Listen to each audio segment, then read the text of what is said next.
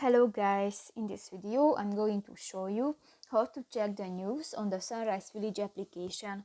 But first of all, I just want to mention, please don't forget to subscribe to our channel, because at 100,000 subscribers we are going to show you our YouTube revenue statistics and growth strategy, how to make money online. So let's jump into it. First of all, open the application on your device.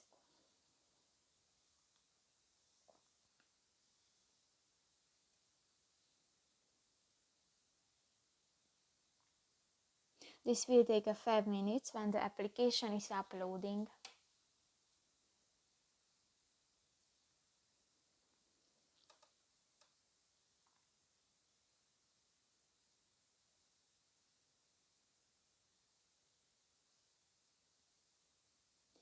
Click to the two lines at the upper side of the screen and click to the second option, the email button.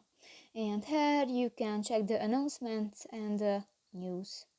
And just click to the arrow, for example, and you can check the new.